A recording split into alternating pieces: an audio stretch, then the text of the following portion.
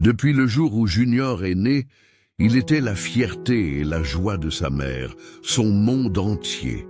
Élodie l'aimait inconditionnellement, mais elle commit une erreur fatale. Elle ne le corrigea jamais. Lorsqu'il faisait des crises de colère, étant petit, elle les excusait comme de simples caprices d'enfant.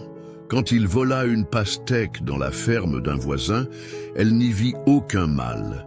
Certains anciens du village tentèrent de la mettre en garde contre le comportement inquiétant de son fils. Mais elle se contentait de sourire et de balayer leurs inquiétudes d'un revers de main. « Ce n'est qu'un enfant », disait-elle. Mais en grandissant, Junior devint la terreur de la communauté.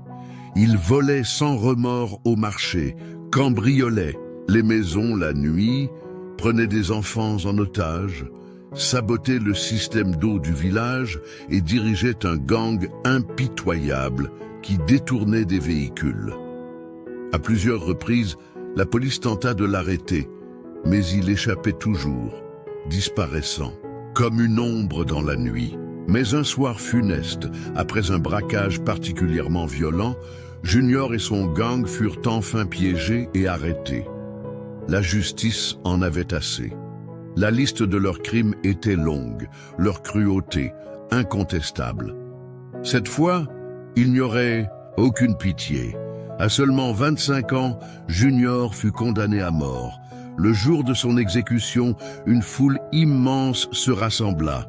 Tout le village était là, non par vengeance, mais pour assister à la fin du cauchemar qu'ils avaient enduré pendant des années.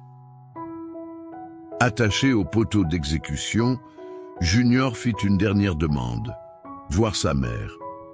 Elle traversa la foule, en pleurs, dévastée, le visage ravagé par la douleur. « Mon fils, qu'as-tu fait ?» sanglota-t-elle, sa voix tremblante, espérant encore voir un éclat de l'enfant qu'elle avait jadis tenu dans ses bras. Il la regarda calmement et dit « Approche, maman, j'ai quelque chose d'important à te dire. » Elle se pencha vers lui, il lui mordit violemment l'oreille et l'arracha.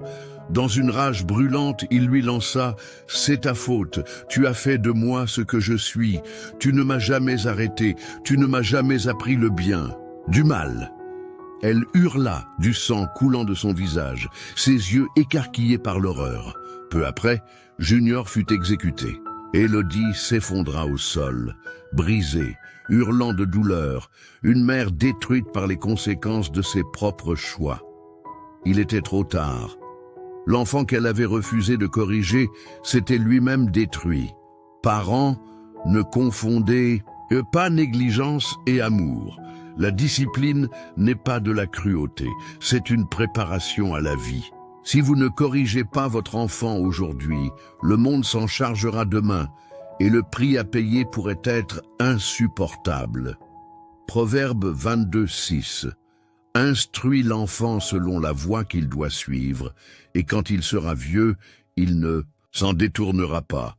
Merci de vous abonner à ma chaîne, de liker, de laisser un commentaire et de partager ce message autour de vous.